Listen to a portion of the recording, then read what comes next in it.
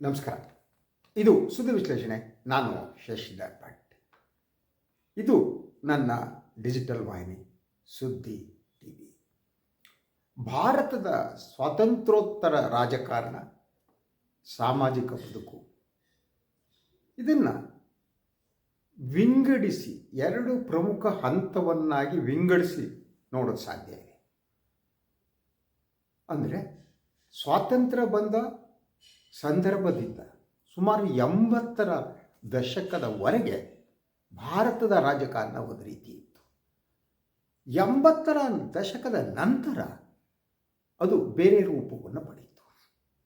80ರ ದಶಕದವರೆಗೆ ಭಾರತದ ರಾಜಕಾರಣ, ಸಾಮಾಜಿಕ ಬದುಕಿನಲ್ಲಿ ಇದ್ದಂಥ ಸವಾಲುಗಳು ಬೇರೆ ಆಗಿತ್ತು.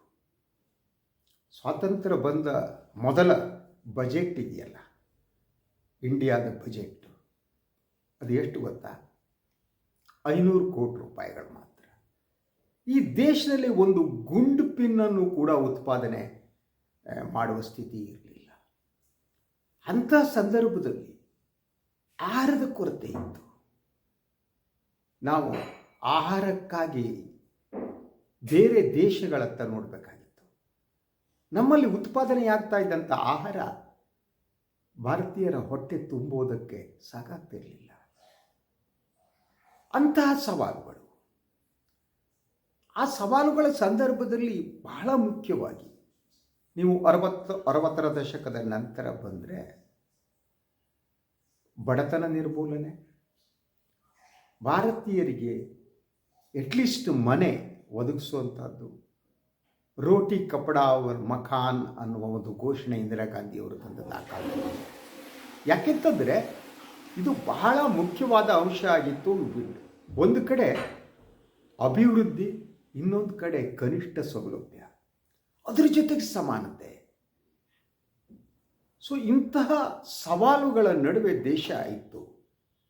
ಒಂದೊಂದೇ ಸವಾಲುಗಳನ್ನು ಎದುರಿಸ್ತಾ ದೇಶವನ್ನು ಇನ್ನೊಂದು ರೀತಿ ಕಟ್ಟುವ ಕೆಲಸ ಇದೆಯಲ್ಲ, ಅದನ್ನು ಮಾಡ್ತಾ ಬಂದರು ನಮ್ಮ ಮೊದಲನ ಪ್ರಧಾನಿ ಜವಾಹರ್ಲಾಲ್ ನೆಹರು ಅವರು.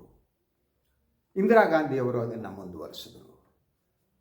ಒಂದು ಕಡೆ ಹಸಿರು ಕ್ರಾಂತಿ ಆಯಿತು, ಇನ್ನೊಂದು ಕಡೆ ವೈಜ್ಞಾನಿಕ ಕ್ರಾಂತಿ ಆಯಿತು, ಮತ್ತೊಂದು ಕಡೆ ಶೈಕ್ಷಣಿಕ ಕ್ರಾಂತಿ ಇದೆಯಲ್ಲ, ಶೈಕ್ಷಣಿಕ ಕ್ರಾಂತಿ ಆಗ್ತಾ ಬಂತು. ಹಲವಾರು ಇನ್ಸ್ಟಿಟ್ಯೂಷನ್ಗಳು ಪ್ರಾರಂಭ ಆದವು. ಹೀಗೆ ದೇಶ ಮುಂದಿನ ಹೆಜ್ಜೆಯನ್ನು ಇಡುತ್ತಾ ಸಂದರ್ಭದಲ್ಲಿ ಅಂತಾರಾಷ್ಟ್ರೀಯ ಮಟ್ಟದಲ್ಲೂ ಕೂಡ ಅಲಿಪ್ತ ನೀತಿಯನ್ನು ಭಾರತ ಅನುಸರಿಸ್ತಾ ಬಂತು. ಭಾರತ ಬಡ ದೇಶ ಆಗಿತ್ತು ನಿಜ, ಆದರೆ ವಿಶ್ವ ಮಟ್ಟದಲ್ಲಿ ಭಾರತಕ್ಕಿರುವ ಗೌರವ ಇದೆಯಲ್ಲ, ಅದು ಸಾಮಾನ್ಯದ್ದಾಗಿರಲಿಲ್ಲ. ಭಾರತ ಅಂತ ಅಂದರೆ ವಿಶ್ವದ ಪ್ರಮುಖ ದೇಶಗಳು ಎದ್ದು ನಿಲ್ಲುವಂಥ ವಾತಾವರಣ ಇತ್ತು. ಒಂದು ಸೆಕ್ಯುಲರ್ ಆದ ಜನತಂತ್ರ ಭಾರತದ್ದು ಅಂತ ವಿಶ್ವ ಸಂತೋಷದಿಂದ ರಿಕಗ್ನೈಸ್ ಮಾಡ್ತಾ ಇತ್ತು.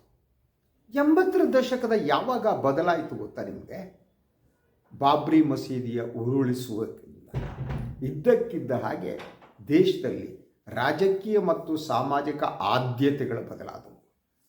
ಅಭಿವೃದ್ಧಿಯ ಪ್ರಶ್ನೆ ಸಾವಕಾಶವಾಗಿ ಹಿಂದಕ್ಕೆ ಸರಿಸ್ತಾ ಧರ್ಮವನ್ನು ಮುಂದಕ್ಕೆ ತರಲಾಯಿತು.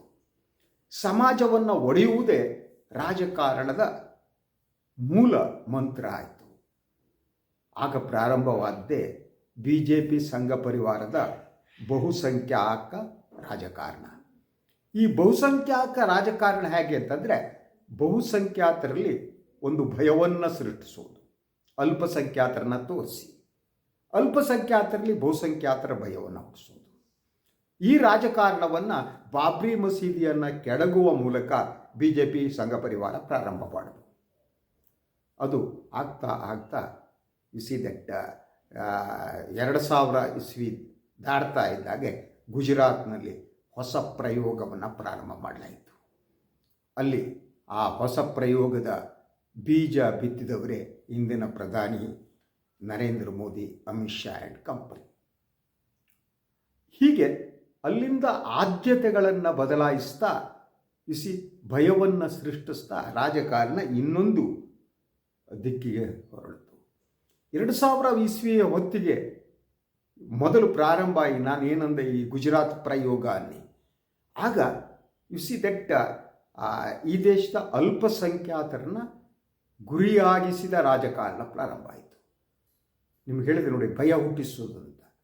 ಸೊ ಈ ದೇಶದ ಬಹುದೊಡ್ಡ ಶತ್ರುಗಳು ಅಂದರೆ ಅಲ್ಪಸಂಖ್ಯಾತರು, ಅವರು ಏನನ್ನಾದರೂ ಮಾಡ್ತಾರೆ ಅನ್ನುವ ವಾತಾವರಣವನ್ನು ಸೃಷ್ಟಿಸಲಾಯಿತು.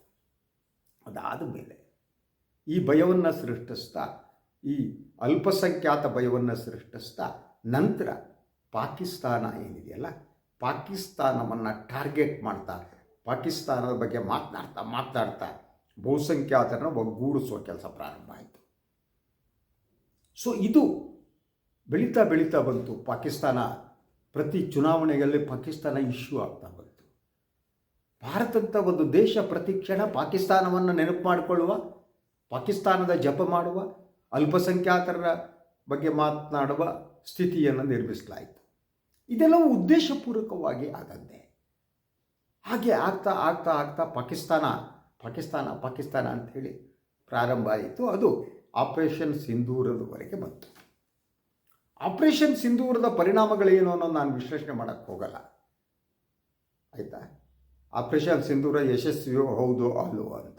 ಆದರೆ ಆಪರೇಷನ್ ಸಿಂಧೂರ ಆದಮೇಲೆ ವಿಶ್ವ ಇಡೀ ಭಾರತ ಮತ್ತು ಪಾಕಿಸ್ತಾನ ಸಂಬಂಧವನ್ನು ನೋಡುವ ದೃಷ್ಟಿ ಬದಲಾಯಿತು. ಪಾಕಿಸ್ತಾನದ ಮುನೀರ್ ಅಂಥ ವ್ಯಕ್ತಿಗಳು ಶ್ವೇತಭವನಕ್ಕೆ ಎಂಟ್ರಿ ತಗೊಂಡ್ರು. ಅಮೇರಿಕ ಪಾಕಿಸ್ತಾನದ ಸ್ನೇಹಿ ರಾಷ್ಟ್ರ ಆಯಿತು. ಸೊ ಭಾರತದ ಏನು ಪಹಲ್ಗಾಮ್ದಲ್ಲಿ ನಡೆದ ಘಟನೆಯನ್ನು ವಿಶ್ವ ಖಂಡಿಸಿದರೂ ಕೂಡ ವಿಶ್ವದ ಯಾವುದೇ ಒಂದು ರಾಷ್ಟ್ರ ಪಾಕಿಸ್ತಾನವನ್ನು ಖಂಡಿಸಲಿಲ್ಲ. ಆ ಸ್ಥಿತಿಗೆ ನಾವು ಬಂದು ತಲುಪಿದೆವು. ಸೊ ಇದನ್ನು ಇವತ್ತು ನಾನು ಹೇಳೋದಕ್ಕೆ ಬಹಳ ಮುಖ್ಯವಾದ ಕಾರಣ ಏನು ಅಂತಂದರೆ, ಇದಾದ ಮೇಲೆ ಈಗ ಈ ಟಾರ್ಗೆಟೆಡ್ ಪಾಲಿಟಿಕ್ಸ್ ಏನಿದೆಯಲ್ಲ, I will call it as A targeted politics. ಅಂದರೆ ಭಾರತದ ರಾಜಕಾರಣಿಗಳಿಗೆ ಒಂದು ಗುರಿ ಬೇಕು ಅಂತ. ಯಾವುದು ಆ ಗುರಿ? ಅವರು ಅಧಿಕಾರದ ಗದ್ದುಗೆಯನ್ನು ಏರುವುದಕ್ಕೆ ಒಂದು ಗುರಿಯನ್ನು ಸೃಷ್ಟಿಸಿಕೊಂಡಿರ್ತಾರೆ. ಅದು ಪಾಕಿಸ್ತಾನ ಆಗಿತ್ತು, ಈಗ ಅದು ಬಾಂಗ್ಲಾದೇಶವಾಗಿ ಪರಿವರ್ತನೆ ಆಗಿದೆ. ಸೊ ಇದು ಇನ್ನೊಂದು ಹಂತ ಅಂತ. ಈ ಬಾಂಗ್ಲಾದೇಶ ಈ ಟಾರ್ಗೆಟ್ ಆಗಿ ರಾಜಕಾರಣ ಪ್ರಾರಂಭ ಆಯ್ತಲ್ಲ, ಅದಾದ ಮೇಲೆ ಆಗುತ್ತಿರುವ ಬೆಳವಣಿಗೆಗಳು ಅಪಾಯಕಾರಿಯಾಗಿವೆ. ಲೇಟೆಸ್ಟ್ ಆಗಿ ಸನ್ಮಾನ್ಯ ಗೃಹ ಸಚಿವರ ನಿಯಂತ್ರಣದಲ್ಲಿರುವ ಭಾರತೀಯ ಕ್ರಿಕೆಟ್ ಮಂಡಳಿ, ವಿಶ್ವ ಕ್ರಿಕೆಟ್ ಮಂಡಳಿ ಇದೆಯಲ್ಲ, ಅದು ತೆಗೆದುಕೊಂಡ ಒಂದು ತೀರ್ಮಾನ. ಯಾವುದೋ ತೀರ್ಮಾನ? ಸೊ IPLನಲ್ಲಿ ಕೋಲ್ಕತ್ತಾ ನೈಟ್ ರೈಡರ್ಸ್ ತಂಡ ಬಾಂಗ್ಲಾದೇಶಿ ಆಟಗಾರನೊಬ್ಬನನ್ನು ತೆಗೆದುಕೊಳ್ಳುವುದರೊಂದಿಗೆ ಸಮಸ್ಯೆ ಪ್ರಾರಂಭ ಆಯಿತು. BCCI ಸೂಚನೆ ಕೊಟ್ಟು ಅವರು ಕೈ ಬಿಡಿ ಅಂತ. ಅವರನ್ನು ತಂಡದಿಂದ ಕೈ ಬಿಡಲಾಯಿತು. ಅದಕ್ಕೆ ಪ್ರತಿಕ್ರಿಯೆ ಬಂದು ಬಾಂಗ್ಲಾದೇಶ ಈ T20 ವರ್ಲ್ಡ್ ಕಪ್ನಿಂದ ಹೊರಗುಳಿಯುವಂತಾಯಿತು. ಇದನ್ನು ಬಹಳ ಜನ ಸಂತೋಷಪಟ್ಟರು. ಭಾರತ ಒಳಗಡೆ ಹಳ್ಳೆ ಕಥೆ ಆಯಿತು, ಒಟ್ಟಾಗಿಲ್ಲ. ಅದರ ಜೊತೆಗೆ ಬಾಂಗ್ಲಾದೇಶದಲ್ಲಿ ನಡೆದಂಥ ಅಲ್ಪಸಂಖ್ಯಾತರ ಮೇಲಿನ ದಾಳಿಗಳಿದೆಯಲ್ಲ, ಅದು ಖಂಡನಾರ್ಹವಾದ್ದು. ಆದರೆ ಅದರ ಪರಿಣಾಮ ಭಾರತದ ಒಳಗಡೆ ಬೇರೆ ರೀತಿ ಆಗ್ತಾ ಪ್ರಾರಂಭ ಆಯಿತು. ಎಲ್ಲಿ ಅಂತಂದರೆ, ಸೊ ಬಂಗಾಲಿ ಮಾತನಾಡುವ ಅಲ್ಪಸಂಖ್ಯಾತಗಳು ಟಾರ್ಗೆಟ್ ಆಗ್ತಾ ಹೋದರು. ಅವರು ಬಾಂಗ್ಲಾದೇಶದಿಂದ ಬಂದಂಥ ಅಲ್ಪಸಂಖ್ಯಾತ ಮುಸ್ಲಿಮರು ಅಥವಾ ನಮ್ಮ ಪಶ್ಚಿಮ ಬಂಗಾಳದಿಂದ ಬಂದವರು ಅನ್ನುವ ವ್ಯತ್ಯಾಸ ಹೊರಟೋಯಿತು. ರಾಜಕಾರಣಿಗಳು BJPಗಳು ಸ್ಲಮ್ಗಳಿಗೆ ನುಗ್ಗಕ್ಕೆ ಶುರು ಮಾಡಿದ್ರು. ಯಾರೋ ಕೆಲವರು ಕೆರೆಹಳ್ಳಿನೋ ಕೊರೆಹಳ್ಳಿನೋ ಪರೆಹಳ್ಳಿನೋ ಇಂಥವ್ರು ಎಲ್ಲ ಸ್ಲಮ್ಗಳಲ್ಲಿ ಬಡವರಿರೋರು ನುಗ್ಗದು. ಅಲ್ಲಿ ಯಾರು ಬಂಗಾಲಿ ಮಾತನಾಡ್ತಾರೆ, ಬಂಗಾಲಿ ಮಾತನಾಡುವ ಮುಸ್ಲಿಮರಿದ್ದಾರೆ, ಅವರನ್ನೆಲ್ಲ ಪಶ್ಚಿಮ ಬಂಗಾಳದವರು ಅಂತ ಹೇಳಕ್ಕೆ ಪ್ರಾರಂಭ ಮಾಡಿದ್ರು. ಬಾಂಗ್ಲಾದೇಶದವರು ಅಂತ ಹೇಳಕ್ಕೆ ಪ್ರಾರಂಭ ಮಾಡಿದ್ರು.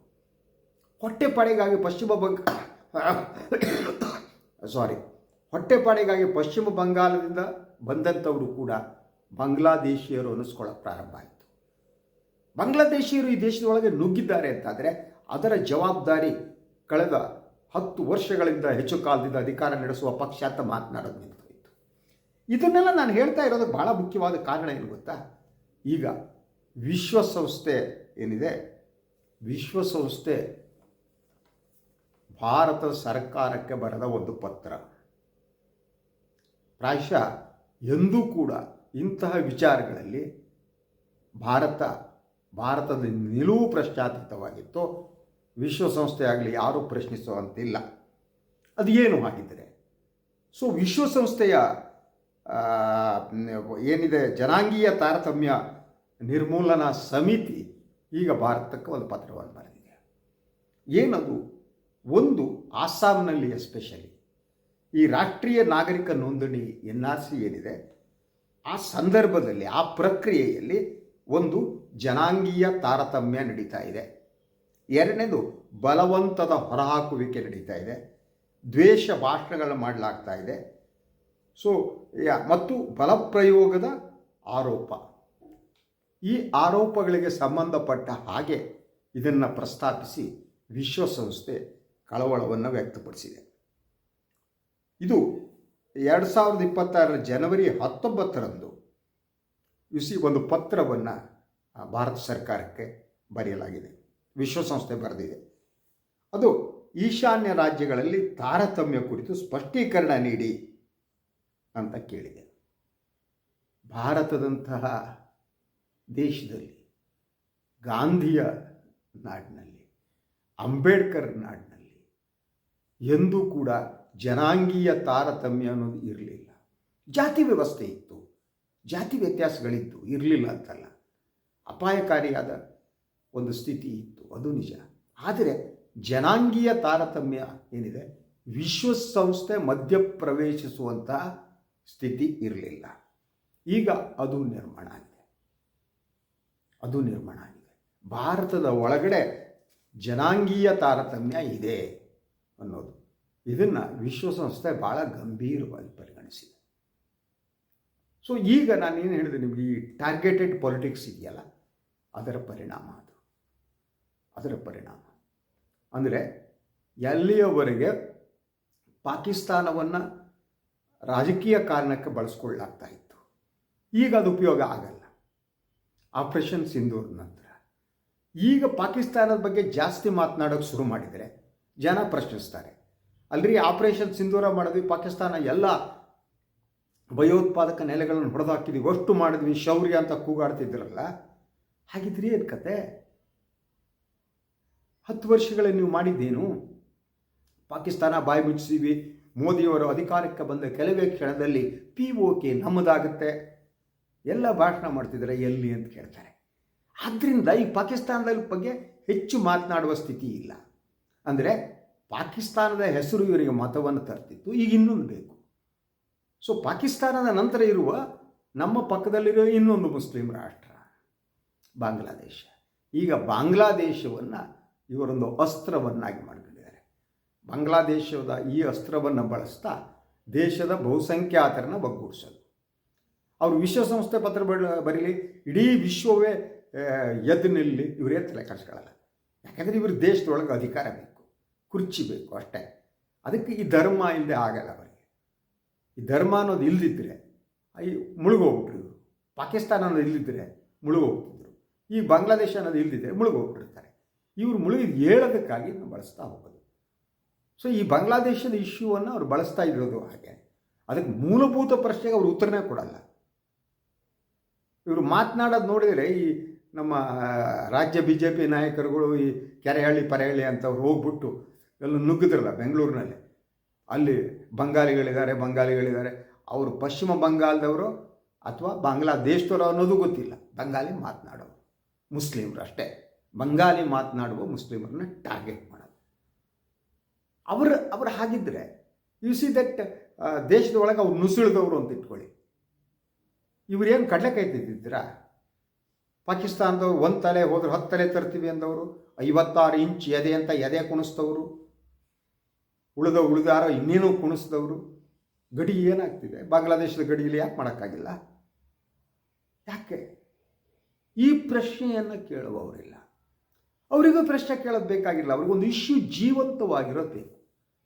ಅಂದರೆ BJPಗೆ, ಸಂಘ ಪರಿವಾರಕ್ಕೆ ಪಾಕಿಸ್ತಾನ ಆಗಲಿ ಬಾಂಗ್ಲಾದೇಶ ಆಗಲಿ ಒಂದು ಅಲ್ಪಸಂಖ್ಯಾತರು ಹೆಚ್ಚಾಗಿರುವ ಅಥವಾ ಅಲ್ಪಸಂಖ್ಯಾತರಿಗೆ ಸಂಬಂಧ ಇರುವ ಒಂದು ಇಶ್ಯೂ ಬೇಕಷ್ಟೆ. ಆ ಇಶ್ಯೂವನ್ನು ಇಟ್ಟುಕೊಂಡು ಅದನ್ನು ಬಳಸಿಕೊಂಡು ರಾಜಕೀಯ ಲಾಭ ಪಡೆಯೋದು. ಆದರೆ ವಿಶ್ವಸಂಸ್ಥೆ ಏನಿದೆ, ಈ ಪತ್ರ ಏನಿದೆಯಲ್ಲ, ಈ ಪತ್ರ ಇಡೀ ಭಾರತದ ಮೂಲಭೂತ ಸೌಹಾರ್ದತೆ, ಸಮಾಜವಾದ, ಸಮಾನತೆ, ಧಾರ್ಮಿಕ ಸಹಿಷ್ಣುತೆ ಈ ಎಲ್ಲ ನಂಬಿಕೆಗಳ ಬುಡಕ್ಕೆ ಕೊಡಲಿ ಪೆಟ್ಟು ಕೊಟ್ಟಿದೆ. ಇಂಥ ಒಂದು ಸ್ಥಿತಿಯನ್ನು ತಂದಿದ್ದ ಜವಾಬ್ದಾರಿ ಹೊಣೆಗಾರಿಕೆಯನ್ನು ಕೇಂದ್ರದಲ್ಲಿರುವ BJP ಸರ್ಕಾರ ಹೊರಬೇಕು. Let's wait and see. ಇದು ಇವತ್ತಿನ ಸುದ್ದಿ ವಿಶ್ಲೇಷಣೆ. ಇನ್ನೊಂದು ವಿಚಾರದಾಗ ಮತ್ತೆ ಬರ್ತೀನಿ. ನಾನು ಮೈಂಡ್ ಲೈಕ್ ಮಾಡಿ, ಸಬ್ಸ್ಕ್ರೈಬ್ ಮಾಡಿ, ಬೆಲ್ ಐಕಾನ್ ಪ್ರೆಸ್ ಮಾಡೋದಕ್ಕೆ ಮರಿಬೇಡಿ. ಹಾಗೆಯೇ ಸಾಧ್ಯ ಆದರೆ ಸಹಾಯ ಮಾಡಿ ಸ್ವತಂತ್ರ ಪತ್ರಿಕೋದ್ಯಮವನ್ನು ಉಳಿಸಿ ನನ್ನನ್ನು ಆಶೀರ್ವದಿಸಿ.